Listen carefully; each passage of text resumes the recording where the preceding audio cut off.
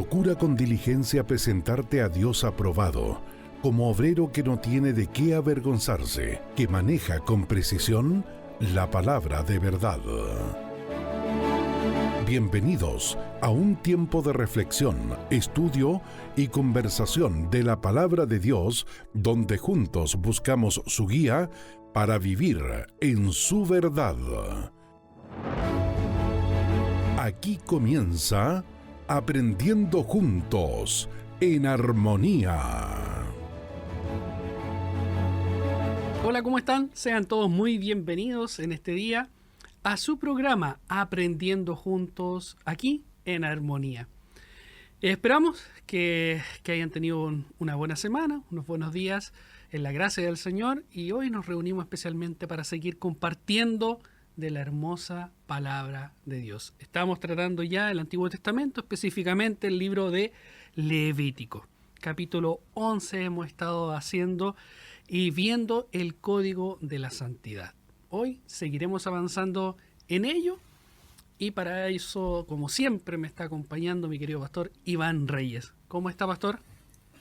Querido hermano Juan, qué gusto poder saludarle. Muy bien, gracias al Señor, y dispuesto a poder seguir compartiendo, como dice usted, esta preciosa palabra de Dios. Esperamos en el Señor pueda ser de bendición para cada uno de ustedes y seguir tratando el libro Levítico, que es el libro de la santidad por excelencia. Y obviamente viendo ahora un poquito más, extendiéndonos a lo que es el día de la expiación, que está en el corazón, en el centro del libro, y en consecuencia muestra también la importancia de ese día, porque ese día definía a Israel como un pueblo cuyos pecados fuesen expiados ese día en particular. También le llaman los hebreos el Yom Kippur. Yom, día, y Kippur viene de kafar, de cubrir, entonces expiar, día de la expiación. Así que hay anotar para muchos de los hermanos que habían escuchado el Yom Kippur, ¿qué es lo que es eso? Ahí tenemos la definición hecha rápidamente por nuestro querido profesor. Pastor, ¿le parece si oramos antes de dar inicio ya a esta nueva, más que enseñanza, esta nueva forma de cómo ir juntos escudriñando las Escrituras? Así es. Dios Todopoderoso, te damos gracias primeramente por quien tú eres. Gracias te damos también por la obra maravillosa de Jesucristo, tu Hijo. Gracias por este maravilloso regalo de tu Espíritu Santo en nosotros, con nuestro Consolador, Señor, el cual nos lleva a ti. Señor, gracias por estos maravillosos regalos que nos das, de poder tener esta comunión contigo nuevamente, saliendo de esa separación tan grande, ese abismo tan grande que estábamos lejos de ti, en pecado, Señor, y que Jesucristo pagó el precio y llevó sobre sí toda nuestra carga, todo nuestro dolor, todo nuestro pecado, todas nuestras faltas, Señor, y podemos estar aceptos el día de hoy ante tu presencia. Señor, te rogamos que nos guíes en este día para poder aprender más de tu palabra, lo que nos has dejado, este maravilloso regalo de las Escrituras, en las cuales nos hablan de ti, nos ayudan a conocerte aún más y a saber cómo conducirnos, Señor, hasta el día de hoy, a través de todos estos años, Señor, que las Escrituras han estado presentes. Nos has dejado esta guía maravillosa para poder vivir en santidad. Gracias te damos, Señor, y te rogamos que nos uses conforme a tu misericordia. Te lo rogamos en Cristo. Amén. Amén. Bueno, nosotros estuvimos viendo, ¿cierto?, el código de la santidad en el programa pasado, y es interesante recalcar algunas cosas que me parece súper puntuales y que al mismo tiempo nos ayudan a resumir de alguna manera lo que hemos dicho. El código de la santidad es más que un conjunto de leyes. En el Antiguo Testamento lo era, obviamente, pero tenían el propósito de indicar algo más importante, que es la forma en que un creyente se puede relacionar con Dios, o cómo la persona se puede relacionar con Dios, y es sobre la base de la santidad. ¿Por qué? Porque sé santo porque yo soy santo. Es decir, la relación con Dios tiene que darse en el plano de la santidad porque obviamente Él es santo. Eso define la persona de Dios, define en consecuencia la forma en que podemos relacionarnos con Él. Cuando el Señor nos da el precepto, por ejemplo, sed santos, el Señor está diciendo con eso que esa es la tarea que nosotros tenemos, o mejor dicho, la forma de acercarnos a Él. ¿Cómo vamos a acercarnos a Él? A través de la santidad. Pero al mismo tiempo eso, como dijimos, ese precepto tiene un principio. El principio es la santidad, obviamente, como, no solo como concepto, sino como un valor moral esencial para relacionarnos con Dios. Pero ese principio está avalada en una persona, porque yo soy santo. Entonces, esa es la forma que define el Señor a través del libro de Levítico, con una cantidad de leyes increíbles que muchas veces la gente llega al libro de Levítico y dice, no entiendo nada, así que no, mejor lo voy a pasar por alto. Pero no lo pase por alto, sino que entienda algo sumamente importante, que Dios hace una separación claramente en el libro de Levítico entre lo santo y lo profano, entre lo inmundo y lo limpio. Hay una separación que se da para poder mostrar que una persona que se acerca a Dios tiene que acercarse por medio de esa santidad, tiene que procurar la santidad en su vida, por supuesto, contando con la inestimable ayuda para nosotros del Espíritu de Dios, ¿cierto? Y al mismo tiempo con la palabra, que viene siendo el código de santidad para nosotros. ¿Qué es lo que significa santidad? Bueno, la Biblia lo define. Apartados para honrar, para servir al Señor, y en ese contexto entonces, en un proceso creciente de santificación, nosotros nos vamos acercando al Señor y vamos teniendo una relación y una comunión estrecha con el Señor. El Señor dijo que su palabra era un instrumento para la santificación. Dice, santifícalos en tu verdad, tu palabra es verdad. Entonces la palabra es la que define el código de santidad para nosotros los creyentes. La pregunta es, ¿tenemos que seguir cumpliendo todas las leyes respecto a la lepra, las enfermedades contagiosas y una serie de cosas que aparecen allí? No, en absoluto, porque esa es la ley ceremonial que finalmente fue cumplida perfectamente en el Señor Jesucristo. Entonces, no debemos al pie de la letra cumplir con todo lo que dice ahí Levítico, por ejemplo, en cuanto al sistema, la forma externa. Pero si el principio subyace, ¿y cuál es el principio? Ser santo porque yo soy santo. Y eso es lo que el apóstol Pedro después dice en su primera carta. Por lo tanto, ese es el fondo de todo el asunto. De hecho, el fondo es lo que significa también el libro Levítico y el propósito que tiene. Recuerden, aquellos que fueron elegidos en Génesis, fueron redimidos en Éxodo, son santificados en Levítico. Así es. Entonces, eso es lo que nosotros tenemos como principio rector, como principio fundamental.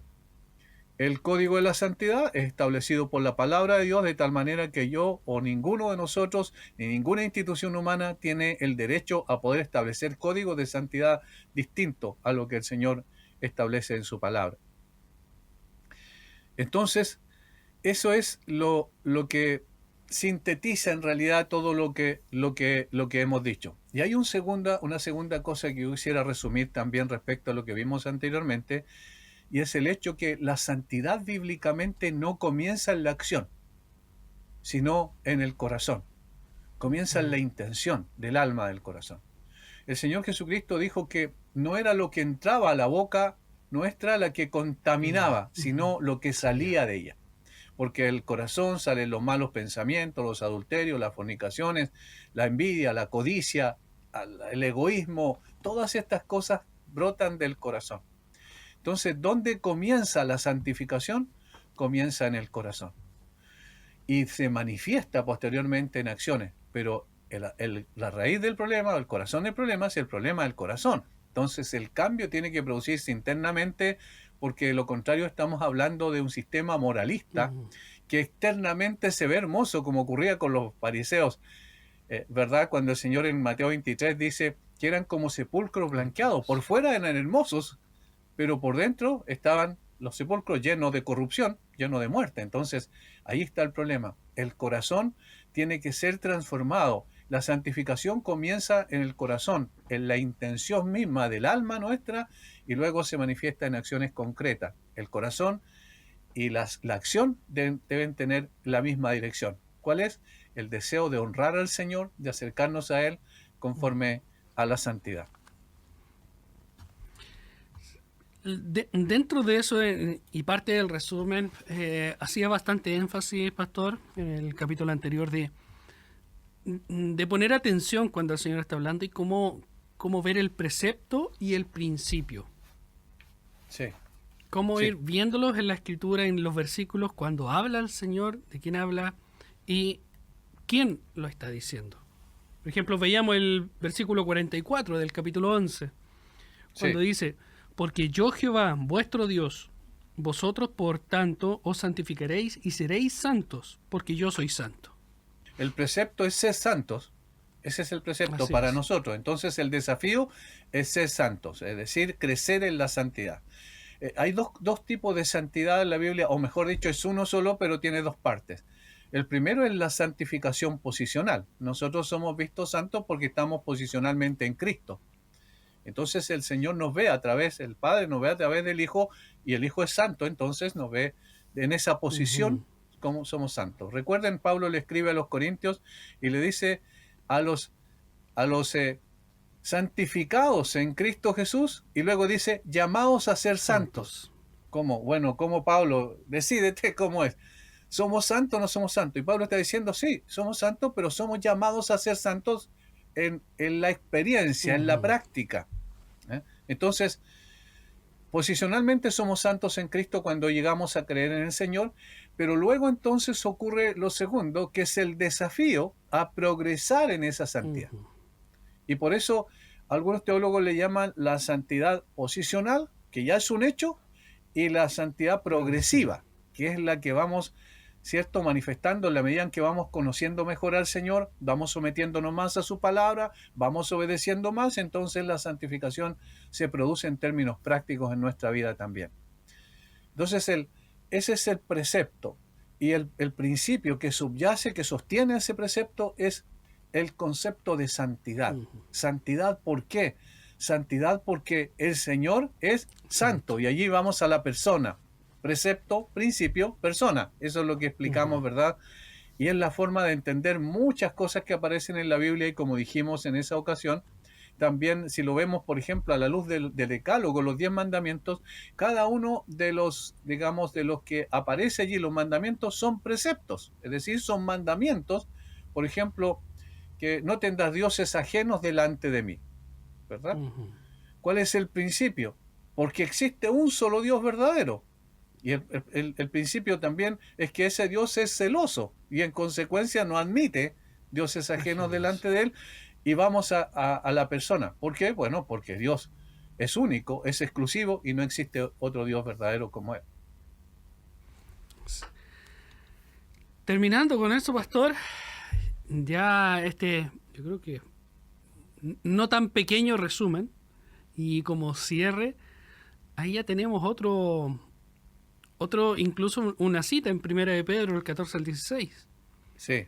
Como hijos obedientes, no os conforméis a los deseos que antes teníais estando en vuestra ignorancia, sino, como aquel que os llamó es santo, sed también vosotros santos en toda vuestra manera de vivir. Porque escrito está, y aquí nuevamente tenemos, sed santos, porque yo soy santo. Así es, en la última parte está citando directamente a Levítico. A Levítico. Porque escrito está ¿dónde? Ahí en Levítico. Sed santos porque yo soy santo. Y aquí dice al principio como hijos obedientes, lógicamente, eso es el llamamiento permanente que hace el Señor en la Escritura. Por ejemplo, si me amáis, guardad mis mandamientos. Entonces, si somos hijos de Dios, lo amamos. Si lo amamos, guardamos los mandamientos. Esto implica no conformarse a la naturaleza que teníamos antes, a los deseos que antes teníais estando en vuestra ignorancia, es decir, sin conocimiento de Dios, sino como aquel que os llamó es santo, ahí está la persona, sed santos en toda vuestra manera de vivir, ahí está el precepto. Y eso implica, ¿verdad?, el concepto de santidad como valor principal o como principio central. Continuamos, pastor. Ya Continuamos. nos saltamos al capítulo 16. Capítulo 16, exactamente. El capítulo 16 es sumamente importante porque marca el corazón del libro. ¿Qué es lo que nos enseña el capítulo 16 en términos generales? Después vamos a ir viéndolo un poco más en términos específicos.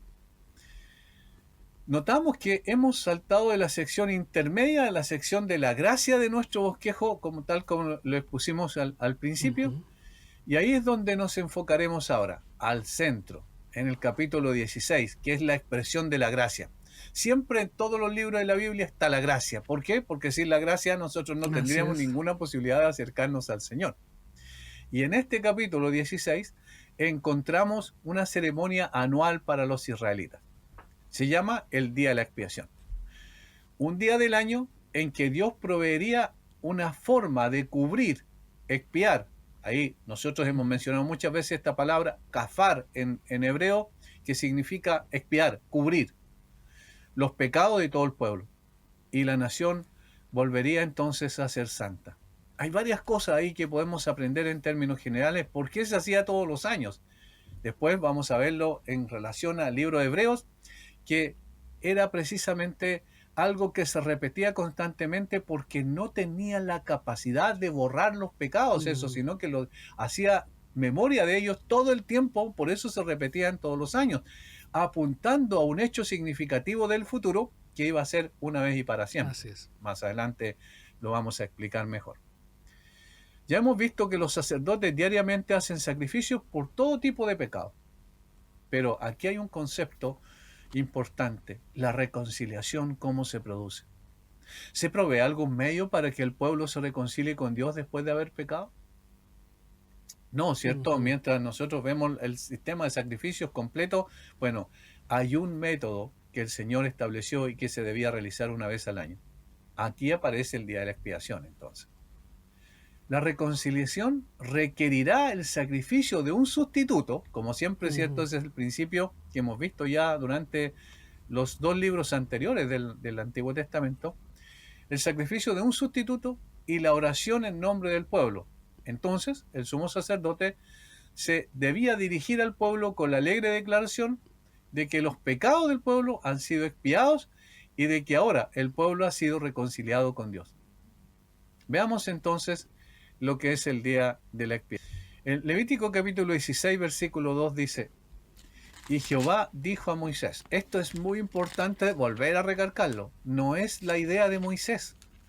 No es que Moisés se le ocurrió, ¿saben? Hagamos un día especial, apartémoslo y hagamos estos sacrificios para poder acercarnos a Dios y ser reconciliados con Dios. No, la iniciativa es de Dios. Este es un plan de Dios, no es un plan de Moisés, no es un plan de los israelitas, no es un plan posteriormente del Nuevo Testamento, ¿cierto?, de los apóstoles, sino que esto es un plan perfecto que Dios ideó y desarrolló a través del tiempo. Jehová dijo a Moisés: di a Aarón tu hermano que no en todo tiempo entre en el santuario detrás del velo, delante del propiciatorio que está sobre el arca, para que no muera, porque yo apareceré en la nube del propiciatorio. ¿Por qué dice para que no muera? Porque esto ocurrió precisamente después de que los hijos de Aarón murieron, fueron fulminados, recuerdan, porque ofrecieron fuego extraño delante del Señor. Entraron en un tiempo que no debían, con fuego que el Señor en ese sentido no había ordenado. De tal manera que ellos quisieron hacer su voluntad de acuerdo a la forma en que ellos lo establecieron y el Señor lo fulminó. Entonces, por eso dice que debe entrar no en todo tiempo en el santuario detrás del velo, para que no muera, porque yo apareceré en la nube sobre el propiciatorio. Esta es lo primero que debemos destacar. Dios venía a través de una nube, descendía en el lugar santísimo, que era el lugar donde estaba el arca del pacto, y allí venía a tener comunión con el hombre. Pero Dios es santo, el hombre pecador, y entonces se requería que tendría que haber un sacrificio de un sustituto que moría en el lugar del hombre para que sus pecados fueran expiados y en consecuencia pudiese haber esa comunión o esa relación del Dios santo con el hombre pecador. El lugar santo era la parte más interna, más íntima del tabernáculo, era donde moraba la mismísima gloria de Dios. ¿Por qué moriría Aarón si entraba allí? Bueno, porque la gloria de Jehová lo destruiría a causa de su pecado. Es imposible que un hombre pecador pueda acercarse al Dios Santo. Así que el sumo sacerdote no podía simplemente entrar cuando quiera. Y eso es lo que dicen los versículos 3 al 6. Con esto entrará Aarón en el santuario, con un becerro para expiación y un carnero para holocausto. Se vestirá la túnica santa de lino y sobre su cuerpo tendrá calzoncillo de lino y se ceñirá el cinto de lino y con la mitra de lino se cubrirá. Son las santas vestiduras, con ellas se ha de vestir después de lavar su cuerpo con agua. Y de la congregación de los hijos de Israel tomará 2 machos cabríos para expiación y un carnero para holocausto. Y hará traer a Aarón el becerro de la expiación que es suyo y hará la reconciliación por sí y por su causa. Es decir, lo primero que tenía que hacer la expiación por sí y por su causa. Es decir, por sí mismo, por su propio pecado y por su casa también. En primer lugar, Aarón debe expiar sus propios pecados. Versículo 11. Solo con un sacrificio de expiación puede entrar al lugar santísimo. Y esto es muy interesante porque Aarón también era un hombre común y corriente como los demás israelitas, pero había sido apartado, separado de Dios, santificado en ese sentido para la tarea de poder interceder delante de Dios en nombre del pueblo, pero para ello necesitaba llevar un sacrificio, primeramente expiando su propio pecado y el de su casa, y luego el de los israelitas del pueblo en general. Pero tiene que hacerlo cuidadosamente. Versículos 12 al 13 nos dan la pauta. Después tomará un incensario lleno de brasas de fuego del altar delante de Jehová y sus puños llenos del perfume aromático molido y lo llevará detrás del velo. Y pondrá el perfume sobre el fuego delante de Jehová y la nube del perfume cubrirá el propiciatorio que está sobre el testimonio para que no muera. Miren, este es el propósito. El humo debía cubrir la gloria del Señor para que no aniquilara literalmente a Aarón. Es decir, tenía que haber, ese humo era simbólico en un sentido de esta necesaria separación que tiene que haber cuando la gloria de Dios se manifiesta. Porque cuando se manifiesta directamente sobre una persona, recuerda lo que pasó con Moisés, te colocaré en una hendidura, no verás toda mi gloria. Porque es imposible que hombre alguno me vea y viva. Entonces, en ese sentido, ahí se produce ese distanciamiento, esa brecha imposible que hay entre el Dios Santo y el hombre pecador. Ninguno de nosotros puede llegar a la presencia del Señor y pensar que entonces no hay problema porque la gloria de Dios de alguna manera va a disminuir su esencia para que yo pueda acercarme a Él. No, la gloria de Dios permanece tal cual porque Dios es inmutable. Ahí está el punto. Ay de mí, dijo Isaías. Claro, exactamente. Es imposible que el hombre pecador se acerque al Dios Santo y vea su gloria y permanezca con vida. Entonces, por eso, ese incienso que, emanaba humo de incensario, eso era una forma simbólica de cubrir también a Aarón para que Dios no lo fulminara. Ahora, una vez que hacía eso Aarón, que había presentado el sacrificio, que llevaba la sangre, que la rociaba sobre el altar, el arca del pacto, cubierto por la nube del incienso, Dios descendía allí, entonces sus pecados habían sido cubiertos, lo de él y de su casa. Y ahora, solamente ahora puede comenzar su rol como representante del pueblo e interceder por él. Primero, esta es la otra parte, llevará 2 machos cabríos a la entrada del tabernáculo de reunión. Uno se usará como ofrenda por el pecado de toda la nación, ese será sacrificado, versículo 15. Luego los versículos 16 al 19 muestran que la sangre de la ofrenda por el pecado es para purificar el lugar santísimo, el tabernáculo y el altar que están contaminados por el pecado, porque están manipulados por el hombre en ese sentido. Y a continuación, Aarón lidiará con el chivo expiatorio. Veamos los versículos 21 y 22. Y pondrá Aarón sus 2 manos sobre la cabeza del macho cabrío y confesará sobre él todas las iniquidades de los hijos de Israel, todas sus rebeliones y todos sus pecados, poniéndolos así sobre la cabeza del macho cabrío, y lo enviará al desierto por mano de un hombre destinado para esto. Y aquel macho cabrío llevará sobre sí todas las iniquidades de ellos a tierra inhabitada y dejará ir al macho cabrío por el desierto. ¿Cuánto tiempo lo imaginamos nosotros? Si solamente pusiera las manos y empezara a conversar sobre él todas nuestras iniquidades, todo lo del pueblo, ¿cuánto tiempo llevaba eso también? Y el hecho de estar y poner sobre este macho cabrío, ¿cierto? Confesando y trayendo en sí todo lo del pueblo. Claro, y note una cosa interesante ahí, que la forma en que lo hacían era súper importante, los detalles eran importantes para mostrar el simbolismo, es decir, hacia dónde apuntaba.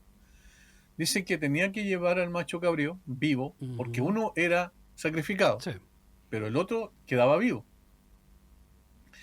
Confiesa entonces sobre él todas las iniquidades de los hijos de Israel, todas sus rebeliones, todos sus pecados, poniéndolos así sobre la cabeza del macho cabrío.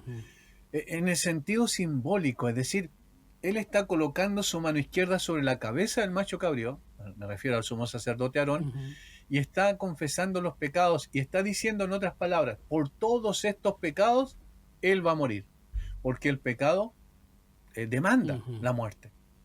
Pero en su misericordia Dios ha establecido que, él va a llevar estos pecados. Por su misericordia, entonces el Señor va a alejar los pecados del pueblo, porque eso es lo que pasaba con este macho cabrío. Era enviado después de toda esa ceremonia al desierto, pero en presencia de todo el pueblo de Israel estarían mirando lo que estaba sucediendo y en la cabeza de ellos la idea era que quedara esta enseñanza.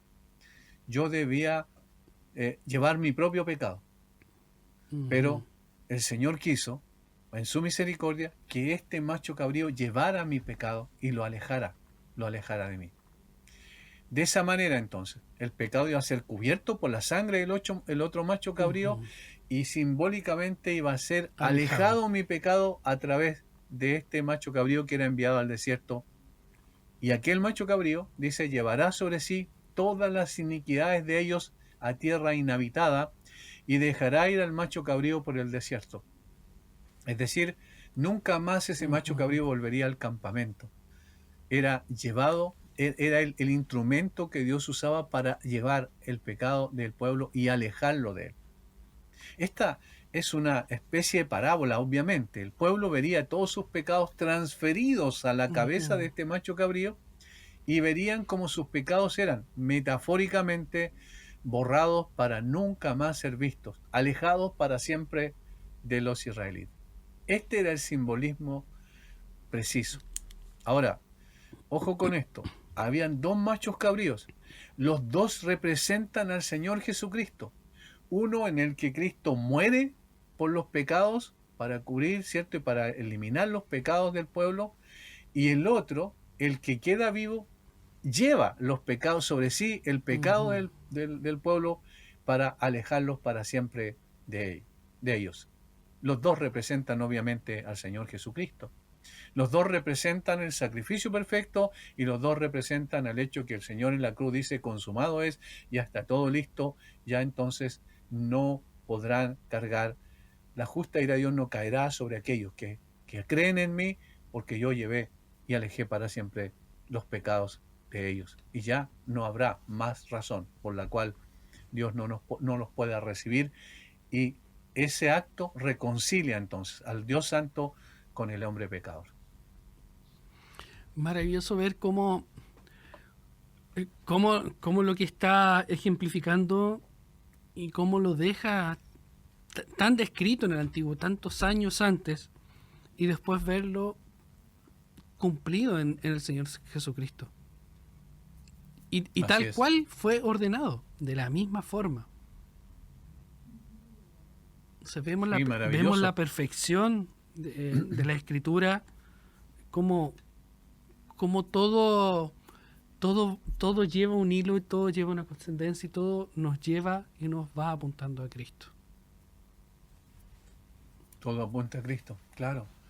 Es que todo el ritual, todo toda la ceremonia de los sacrificios y toda la ceremonia de este día de expiación apuntaban precisamente a Cristo. Este era el día de la expiación, y el día de la expiación fue obviamente cuando Cristo murió en la cruz por nosotros. Allí ese día fue especial, particular. Nosotros seguimos recordándolo a través de la Cena del Señor, por ejemplo.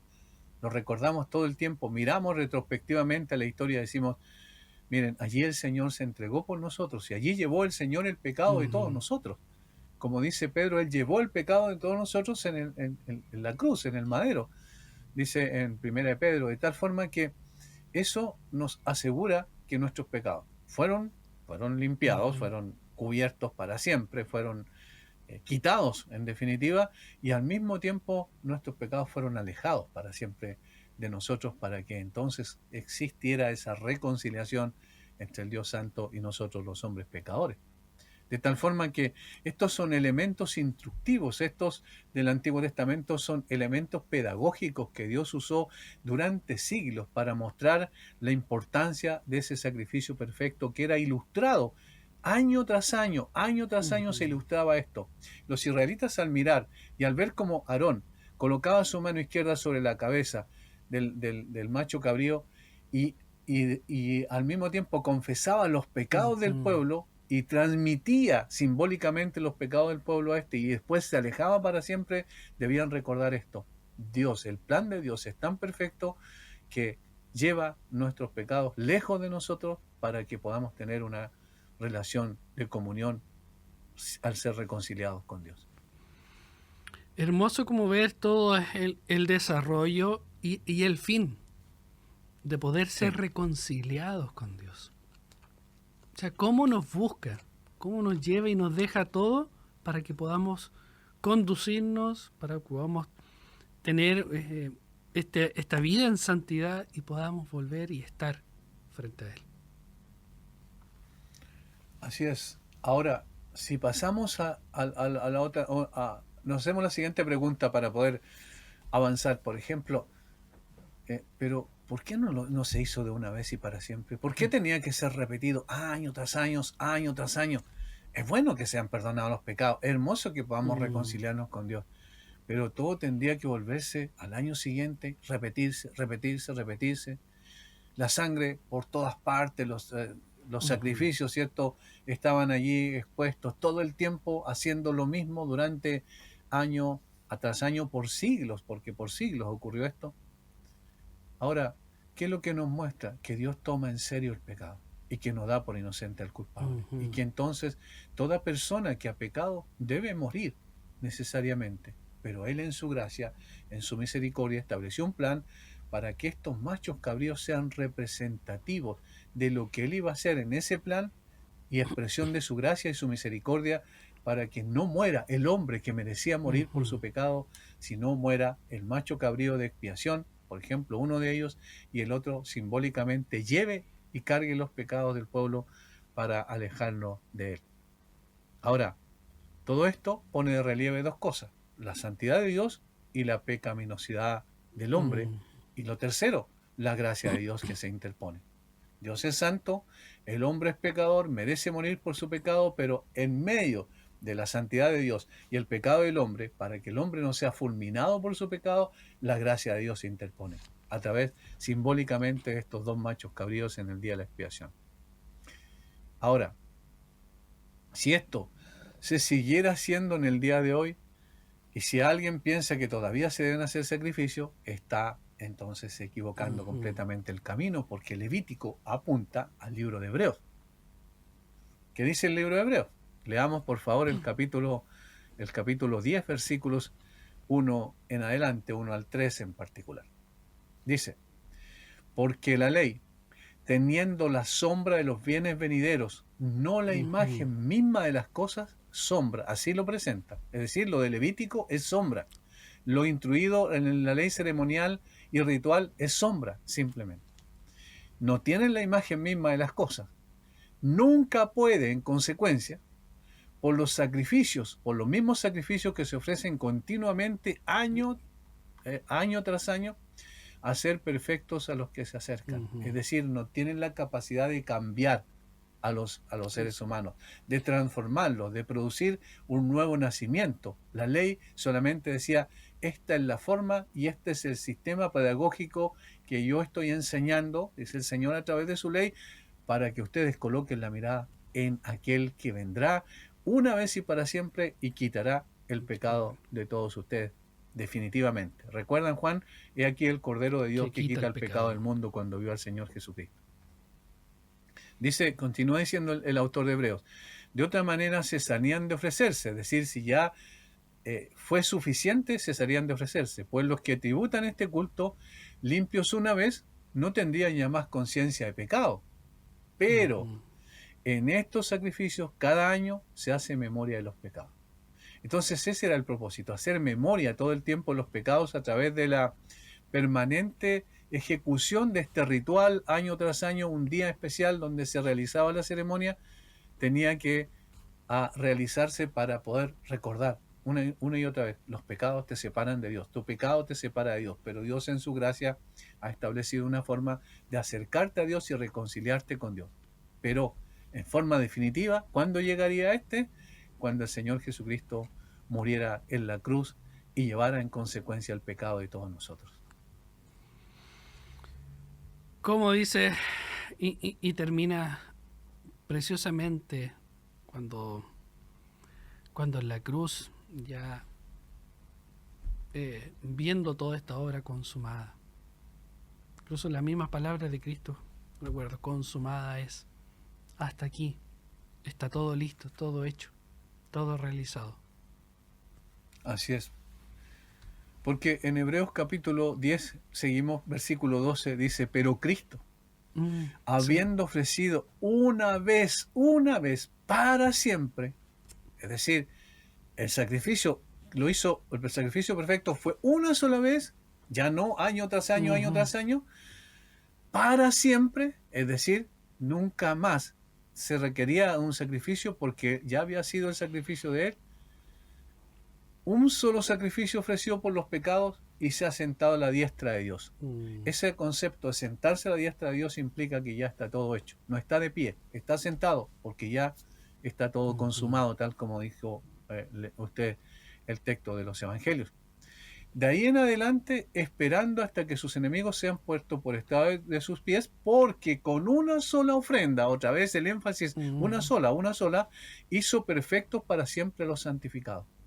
Entonces, todo sistema religioso que repita este ritual en punto de vista del sacrificio de Cristo, todo sistema religioso que repita constantemente esto en su ceremonia está completamente fuera de lo que las Escrituras dicen y del plan preestablecido por Dios. ¿Por qué? Porque es irrepetible el sacrificio de Cristo, porque se hizo una sola vez y para siempre. Entonces ya no hay razón de poder repetirlo una y otra vez, y aunque simbólicamente decir que se repite, todavía estamos equivocados. Por ejemplo, cuando se dice que la sangre, la divinidad y toda la esencia, la naturaleza y la persona de Cristo están contenidas en un pedacito, por ejemplo, de pan, y que al romperlo yo estoy otra vez repitiendo el sacrificio de Cristo, pero en forma incruenta, yo estoy fuera de lugar respecto al plan de Dios. ¿Por qué? Porque el autor de Hebreos dice que lo hizo una sola vez y para siempre, y se sentó a la diestra del Padre. Ya no hay nada más que hacer, consumado es, no podemos agregar absolutamente nada a todo esto. Pastor, para ir cerrando, ¿cómo entonces podríamos aplicar y concluir esto en este maravilloso llamado a ser santos? Bueno, primero porque es una demanda que Dios, la demanda de ser santo es una demanda que Dios no va a rebajar nunca. O sea, nunca va a pasar que el Señor diga, bueno, ya, pero si no eres santo no te preocupes. No, evidentemente se mantiene el precepto, sé santo. Ese es el mandato para nosotros. Esto es lo que nosotros recibimos del Señor. Pero al mismo tiempo, el Señor nos da la forma, la posibilidad de serlo porque somos incapaces en nosotros mismos. ¿Cómo es eso? Bueno, obviamente a través de su plan perfecto. Él es santo, por eso demanda que seamos santos, pero Él produce todo el proceso por el cual vamos progresando en santidad. Él envió a su Hijo, el Santo de los Santos, para que muriera en el lugar de nosotros los pecadores y pagara con ellos el pecado que nosotros debíamos cancelar delante de la santidad de Dios por haber quebrantado esa santidad. Entonces, el Señor nos coloca un sustituto que paga lo que nosotros debíamos pagar, y de esa manera, entonces, al estar en Cristo por la fe, somos vistos por el Padre como santos. Ahora, santos posicionalmente, pero llamados a ser santos progresivamente en nuestra vida, en el crecimiento de esta lucha que tenemos, ¿cierto? Que todavía con el pecado remanente en nuestros cuerpos necesitamos progresar en esa santidad para que nuestra relación con Dios o esa comunión con Dios pueda ser cada vez más estrecha y reflejemos en consecuencia el carácter de Dios en todo lugar. De allí entonces, el día de la expiación ya no se debe realizar nunca más, porque el día de la expiación ocurrió hace 2000 años atrás, donde el Señor precisamente mostró a través de la ceremonia que se hacía cómo Él cumplió perfectamente con ambos machos cabríos. Murió en lugar de los pecadores, derramó su sangre para que entonces el Dios Santo sea reconciliado con el hombre, y al mismo tiempo en la representación del otro macho cabrío que era enviado al desierto y cargaba en sí metafóricamente los pecados de todo el pueblo. Así el Señor llevó sobre sí los pecados de todos nosotros, y en un solo acto fue que hizo esa reconciliación. Por eso entonces somos llamados a ser santos para mantener esa comunión con el Señor, no en el sentido de que la vamos a perder la relación con Dios, porque la relación con Dios no se pierde. Lo que es débil muchas veces de nuestra comunión con Dios. ¿Cómo se fortalece esa comunión con Dios? Bueno, siendo santos, caminando más cerca del Señor. Más cerca del Señor, más lejos del pecado. Más cerca del pecado, más lejos del Señor. Ese es el principio. Entonces, caminamos con el Señor siendo santos según el código de santidad que Él estableció en su palabra, pero contando con la ayuda inestimable del Espíritu Santo, que es el que obviamente produce en nosotros ese deseo, ese anhelo por santidad. Nunca alcanzaremos este perfecto estándar de la santidad de Dios de este lado, sino que lo haremos ya estando en el cielo. Necesitamos, mientras tanto, ¿cierto?, siempre el Evangelio, necesitamos estar en Cristo, y por la gracia de Dios, entonces, vamos a vivir vidas de fe y obediencia, y unas vidas diferentes, vidas distintas. Así es. Pastor, gracias. Nuevamente, creo que a través del tiempo, entre más estamos, Pastor, más corto se hacen los programas. Sí. Como que antes alcanzábamos más. Sí, puede ser. Es que hay muchas implicancias, sí. Eso es lo que pasa. Y uno no, de repente quiere resumir más, pero la verdad es que son tan importantes, por ejemplo, detalles y la implicancia de lo que nos dice. Y más aún cuando vemos desde el punto de vista del Antiguo Testamento, decimos, bueno, el Antiguo Testamento no necesariamente se debe aplicar literalmente todo a lo que pasa en el día de hoy. Necesitamos sacar el principio, y el principio es el que subyace y que obviamente es en el Nuevo Testamento consumado en la obra de Cristo y en la aplicación que hacen las cartas después a través del apóstol Pablo, el apóstol Pedro, el apóstol Juan, que escriben las cartas principales del Nuevo Testamento. Gracias. Pastor, gracias por acompañarnos, por guiarnos y enseñarnos también de cómo ver estas verdades y estos principios en las Escrituras. Un gran abrazo, Pastor. Nos vemos igualmente en una próxima oportunidad. Y también a todos nuestros hermanos. Esperamos que estén siendo alimentados, que estén también con gozo estudiando junto a nosotros. Ahí recuerden con su lápiz, su cuaderno, su Biblia importante, y que puedan estar haciéndolo juntos, quizás con otros hermanos, quizás en familia, estar estudiando junto a nosotros también. Nos vamos a demorar bastante en esto, vamos recién en Levítico, así que nos queda bastante por delante. Así que ánimo, si quiere ponerse al día, están todos los videos ahí para poder seguirnos en Ministerio de Armonía. Y esto ha sido su programa Aprendiendo Juntos, aquí en Armonía. Que el Señor les guarde y les bendiga. En Armonía hemos presentado Aprendiendo juntos, en armonía. ¿Quieres volverlo a escuchar?